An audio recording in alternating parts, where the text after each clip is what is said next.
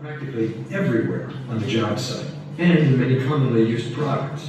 There are several different types of chemical hazards. There are toxic chemicals that can have a poisonous effect on a person.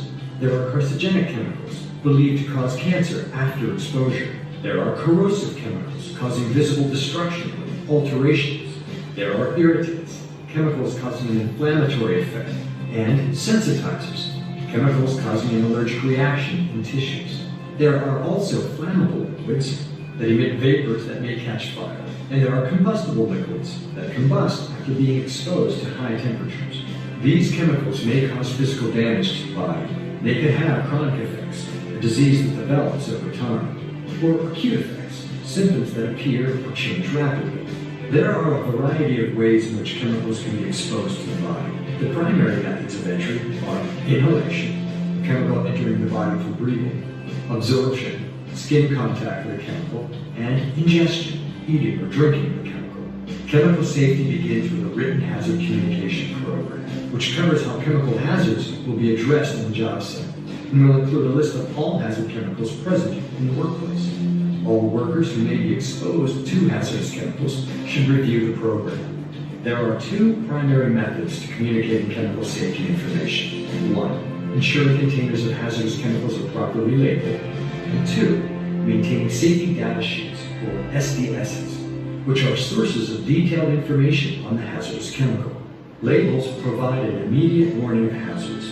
Product manufacturers are required to provide labels on all shipped containers with information, including product identifier or product name, signal words like danger or warning, hazard statements like fatal if inhaled, hazard pictograms that alert users of the chemical hazards to which they may be exposed. Each pictogram consists of a symbol on a white background framed within a red border and represents a distinct hazard, such as a health hazard, flammable, corrosive, toxic, and irritant.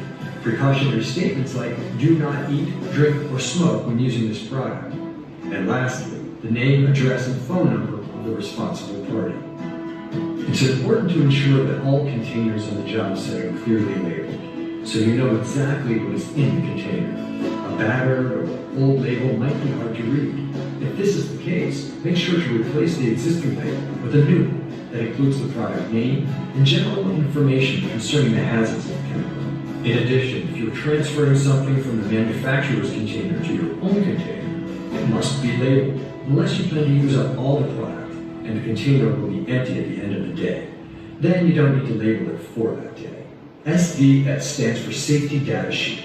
Safety data sheets serve as the source of detailed information on a particular hazardous chemical. It's required that all product manufacturers and distributors provide safety data sheets to its users. If you didn't receive an SDS form from your supplier, you should request one or visit their website to download it. SDSs have a uniform format and are divided into 16 sections. The SDS contains important information such as the chemical's health hazards, flammability, first aid and firefighting measures, precautions for safe handling and storage, appropriate engineering controls, personal protective equipment, PPEs needed, and emergency procedures for spills. All SDSs must be readily accessible to workers when they are on the job site.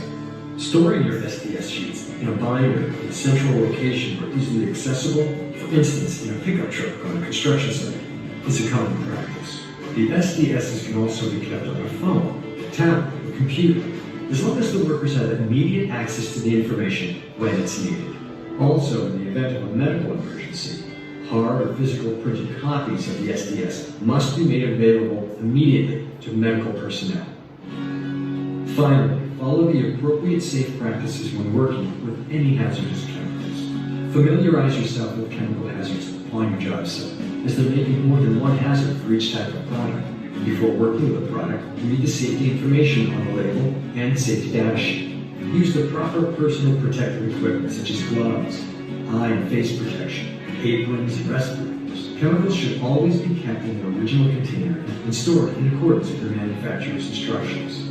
Keep flammable and combustible chemicals away from heat sources. Dispose of any excess product correctly, not down the drain. Spills should be cleaned up immediately. When working with corrosives, An eye wash or shower must be readily available for immediate emergency use. If chemical exposure has occurred, the worker should seek the appropriate medical care. Workers using chemicals should wash thoroughly before eating, drinking, smoking, and leaving the job site. Chemicals are found all over the job site, and some of them are more hazardous than others. Container labels and safety data sheets will give you information about the hazardous materials with which you work. Pay close attention to the hazard warnings listed.